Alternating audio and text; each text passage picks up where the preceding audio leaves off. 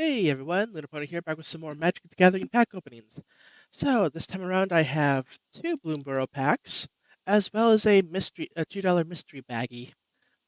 So I'll save the mystery for last.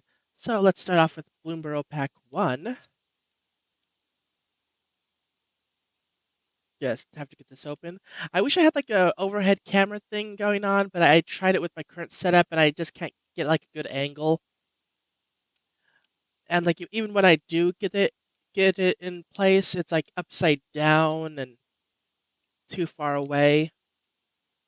So yeah, that's something I'll have to look into. But until then, I'll put up images of the cards I pull up on screen. So hopefully that'll be, you know, decent enough workaround. Come on.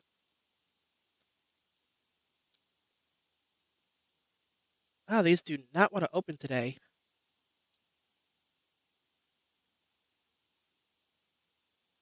Can I pull this apart? Uh,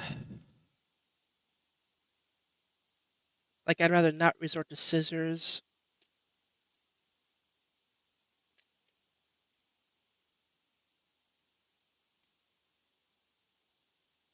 Wait, so I have it. You know what? I'll be back once I actually get this open.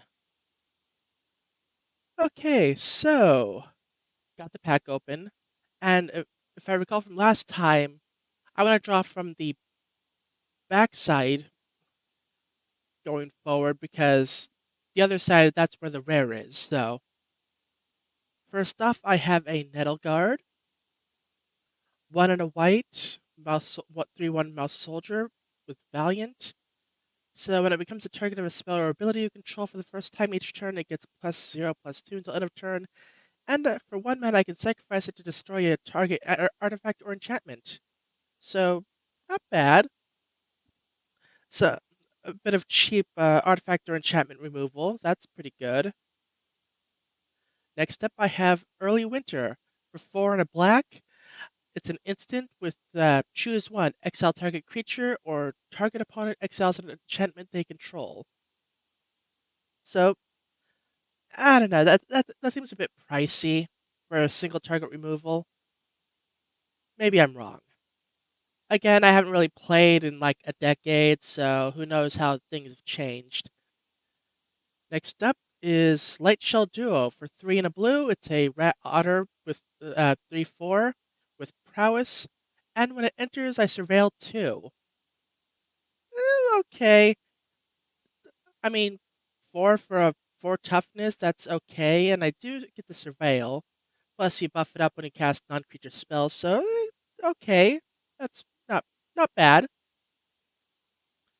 Next up is a Veteran Guard Mouse for 3 and a red or white. It's one of those split mana things for a 3/4 mouse soldier with Valiant. And but yeah, it gets first targeted each turn that from somebody you control gets +1/+0 and first strike until end of turn. Also, I guess when you play it, you scry 1. Yeah, sure. I mean, getting the ability to have first strike, that's good. You just need something to be able to target it with. Next, I have Steam Path Charger for 1 and a red. It's a 2/1 Lizard Warlock with Offspring 2. And when this creature dies, it deals 1 damage to target player. Okay, so relatively cheap sack outlet that pings a player when it dies. Okay, that's decently cheap. It does red stuff. It's cheap. It pings. Yeah. Right. Next up, Polyswap. For 3 and a green, it's a instant. With this spell costs 1 less to cast for each frog you control. Target creature you control deals damage equal to twice its power to target creature you don't control. So a fight spell then. Well, not really a fight spell because it just deals damage. Okay. Obviously good for a frog deck. Then I have Bravekin Duo for a white. It's a 1/1 rabbit mouse with 1 and tap. Target creature gets +1/+1 until end of turn. Activate only as a sorcery. So hey, there's that thing that can target the other thing. Now get into the uncommons. I have a Eddie Merc Crab for 5 and 2 blue. It's a 5/5 elemental crab. Already the price for that's kind of not great. But it does have flash, and it costs 1 less to cast for each instant or sorcery in your graveyard. It does enter tapped if it's not your turn, though, making the flash kind of not all that useful. Though when it does enter, you get to tap up to 2 target creatures, so okay, I see the usefulness there. But yeah, it's unless you have plenty of spells in your graveyard, it's not. It's just a bit too pricey. Like for stuff in the 7/8 mana range, you want it to really be able to close out the game. If what I've read is correct. Next up, I have a Downwind Ambusher for 3 and a black. It's a 4/2 Skunk Assassin with flash. And when Downward Ambusher enters, choose one. Either target creature an opponent controls gets -1/-1 until end of turn, or destroy target creature an opponent controls that was dealt damage this turn. Yeah, I mean, I don't know how to feel about that one. Like it does have flash and for I forget the attack stat strength. Uh, but for 4 mana, only having 2 toughness, it's like it can easily get pinged by the cheapest options, really. And it's like it's only good at. I mean, it does have flash, so it can be a combat trick if you leave the mana up. So maybe. Next up, I have Mouse Trapper for 2 and a white. It's a 3/2 Mouse Soldier with Flash and Valiant. And when it does get targeted for first time by something you control, you get to tap a target creature an opponent controls. So more tapping other players' stuff. Then, ooh, got an equipment with Starforged Sword for 4 mana. It's a artifact equipment with Gift to Tapped Fish. Basically, you can give a opponent a 1/1 blue fish token, and if you do, when it enters, you can attach Starforged Sword to target creature you control, and it gets +3/+3 and loses flying with an equipped cost of 3. So it loses flying. That's okay. That only really matters if you're running a flyer deck. So I mean, +3/+3 is not bad if you can attach it immediately. So I mean, it's decent. Not a bad piece of tech. Though I do know that apparently equipment decks are kind of meh. Oh, this is a good one. I mean, I don't know if the card's good, but the art's. I got a fancy art card with a Portent of Calamity for X in blue. It's a sorcery. Reveal the top X cards of your library. For each card type that you may exile a card of that type from among them, put the rest into your graveyard. You may cast a spell from among the exiled cards without paying its mana cost. If you exiled 4 or more cards this way, then put the oh you may cast a spell from among the exiled cards without paying its cost if you exiled 4 or more cards this way. Then put the rest of the exiled cards into your hand. So wait, so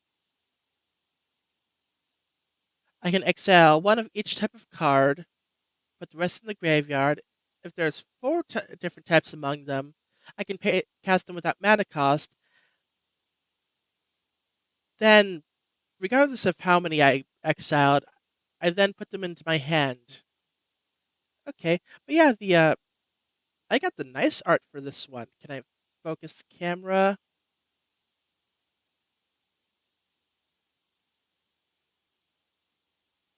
Okay, I'll just have to put up the artwork there.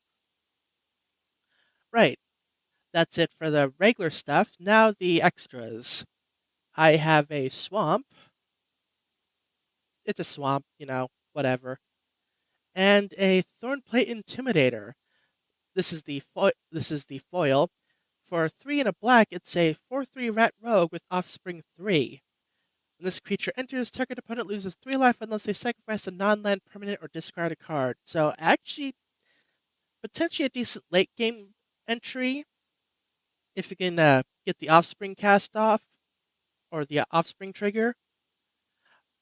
But then again, if it's late game, they'll probably have fodder to sack up to sack off anyway. So your mileage may vary. But yeah, decent pack. Ooh, and I got a fish token. So yeah, that's the first pack. Overall, not bad. Gonna have to check the value of that. Is it an extended art card? Let me look. Rifle, all set. I was just here earlier. Bloomborough. Set it to search by rarity.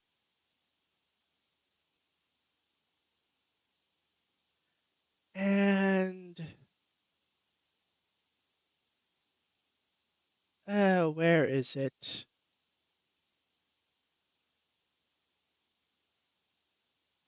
Looking up the card. What was it called again? Portent of Calamity.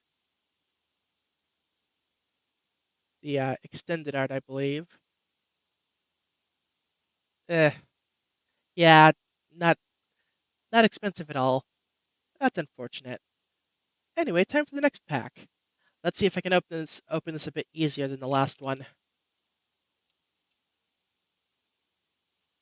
There we go. A lot better. Also, for the mystery pack, I won't know what any of the stats they come from are, so I'll have to search those up when I get to that. So, first off for pack 2, I have a Intrepid Rabbit for 2 and a white with offspring 1. When it enters, target creature you control gets +1/+1 until end of turn. It's a 3/2. I think I might have pulled this on the Bloomborough pack of the other video. Then I have a Starlit Soothsayer for 2 and a black. It's a 2/2 bat cleric with flying. At the end of your end step, if you gained or lost life this turn, surveil 1. So, okay. Good if you're gaining life, good if you're using your life as a resource. Getting to surveil, that's a decent plus upside. Next up, I have a Hidden Grotto. It's a land. When Hidden Grotto enters, surveil 1. And you may tap it for a colorless mana or pay 1 and tap to add 1 mana of any color, so it's a filter land. Alright. Then up I have Shore Up for just a single blue. It's an instant spell with target creature you control gains +1/+1 and gains hexproof until end of turn and untap it. That's okay, that's pretty good. Alrighty then. That resets a tap creature. After that, I have Mind Drill Assailant for 2 and a 2 split black blue. I'm not too sure how to really work that out. It's like it's the either a black or a blue, but there's 2 of them. For a 2/5 Rat Warlock with Threshold, as long as 7 or more cards are in your graveyard, Mind Drill Assailant gets +3/+0. And for 2 and a black or blue, you can surveil 1. Okay. I mean, it has Threshold, so surveilling and putting it in your graveyard is obviously what you want to go for. So, a build up the graveyard kind of deck. I can see that working. Next, I have a Frilled Spark Shooter for 3 and a red. It's a 3/3 Lizard Archer with Menace and Reach. And Frilled Spark Shooter enters with a +1/+1 counter on it if an opponent lost life this turn. So you want to ping first and then play this card. Yeah, for its price range, its abilities and potential to enter as a 4/4, that's actually a pretty good card. Next up, I have Baker's Bane Duo for 1 and a green. It's a 2/2 Squirrel Raccoon. When Baker's Bane Duo enters, create a food token. Whenever you expend 4, Baker's Bane Duo gets +1/+1 until end of turn. Expend basically being like the total mana you use for spells during the turn. So, okay, I mean, it's a 2/2 for 2, and you get a food token out of it. So that's I like that one. Okay, getting into the uncommons. I have a Teapot Slinger for 3 and a red. It's a 3/4 Raccoon Warrior with Menace, and whenever you expend 4, Teapot Slinger deals 2 damage to each opponent. Oh, that's actually pretty nice. Especially if you're playing Commander.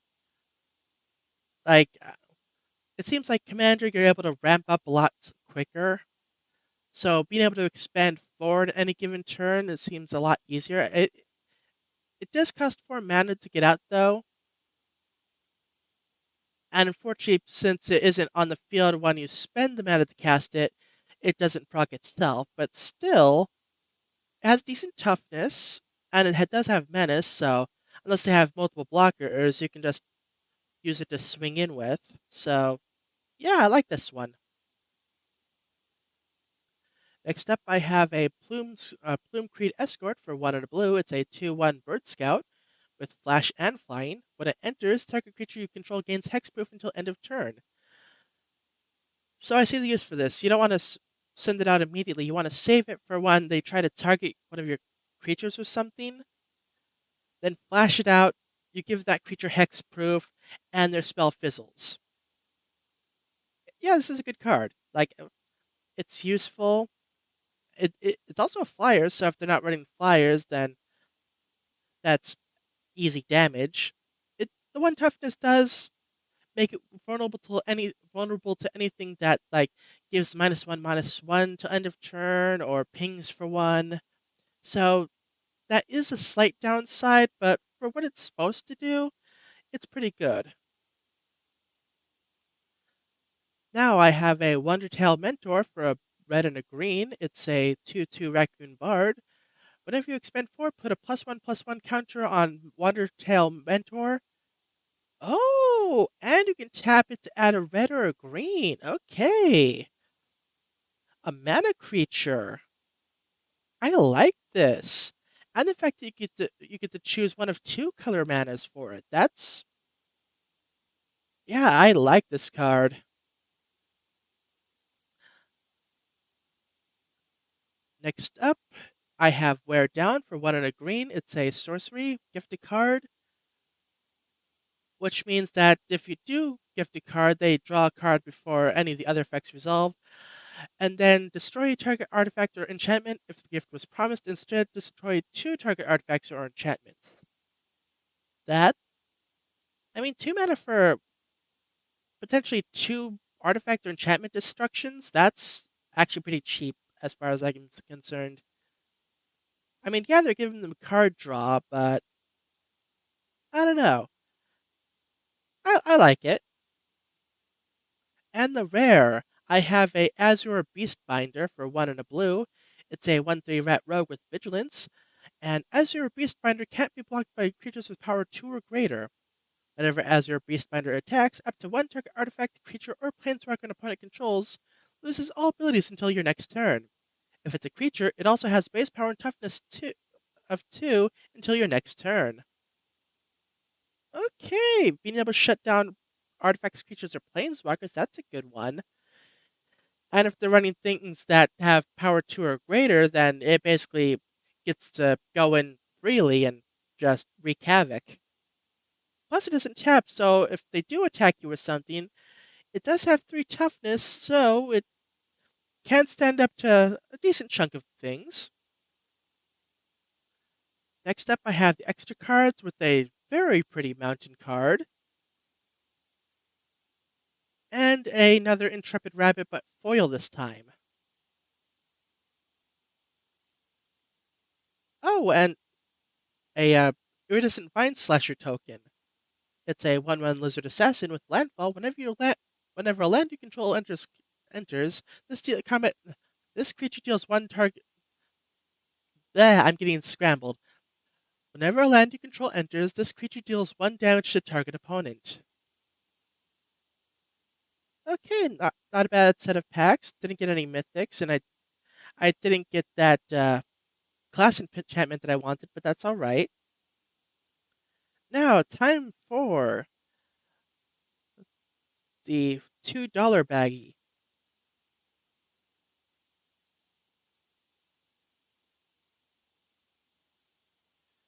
Okay. First off, I have a Deep-Root Champion for 1 and a green. It's a 1/1 Merfolk Shaman. Whenever you cast a non-creature spell, put a +1/+1 counter on Deep-Root Champion. Okay. A bit pricey for a 1/1, but you can boost it up. Oh, I think I have this card. Alright, I definitely have this card. It's 8th edition. Drudge Skeletons for 1 and a black. It's a 1/1 skeleton with 1 black mana, regenerate Drudge Skeletons. I have a Briar Shield. It's for a green. It's a enchantment aura. Well, it says enchant creature, but these days it's an aura. Enchanted creature gets +1/+1, and you can sacrifice Briar Shield to give enchanted creature +3/+3 until end of turn. Crashing Tide. It's for 2 and a blue. It's a sorcery. Crashing Tide has flash as long as you control Merfolk. Return target creature to its owner's hand and draw a card. Got a Daru Sanctifier for 3 and a white. It's a 1/4 cleric with morph with the cost of 1 and a white. When Daru Sanctifier is turned face up, destroy target enchantment. I got another Drudge Skeletons. I got a Circle of Protection red. Oh god, I remember Circle of Protection. That? I mean, preventing damage from a red source, that's decent. And it's all damage, and it only costs 1. So that's actually potentially usable. I got Befuddle. Oh, right. Circle of Protection red for 1 and a white. It's an enchantment and for 1 mana, prevent all damage against you from 1 red source. If a source deals damage to you more than once in a turn, you may pay an additional 1 each time to prevent the damage. Got Befuddle for 2 and a blue. It's an instant spell with target creature gets -4/-0 until end of turn, and draw a card. Got Hex Gold Hoverwings for 3 and a white. It's a equipment artifact with 4 Mirrodin. When this equipment enters the battlefield, create a 2/2 red rebel creature token and then attach this to it. Equipped creature has flying. Creatures you control that are equipped get +1/+0 with an equipped cost of 2 and a white. Got our Timberline, 2 Timberline Ridges. It's a land. If there are any depletion counters on Timberline Ridge, it does not untap during your untap step. At the beginning of your upkeep, remove a depletion counter from Timberline Ridge. And you can tap for either a red or a green, but you put a depletion counter on it, so eh. Yeah, honestly, this is about what I expected. Like, I got several old duplicates. The Circle of Protection was nice, but other than that, I mean, it was only a $2 pack, so again, wasn't really expecting much, but I am still a little disappointed. I think I'll stick to regular packs from now on. I just wanted to try it out because I paid $2. So yeah, that's the pack opening for today. Hope y'all enjoyed. Hopefully I'll pull a mythic one of these days. And well, the next set of packs I'll be opening will be the Final Fantasy pre-release event. I'll probably bring my phone to record that one because I'll be at a game store. So yeah, we'll see how that goes. And until next time, take care, and I'll see you all in the next video. Bye-bye.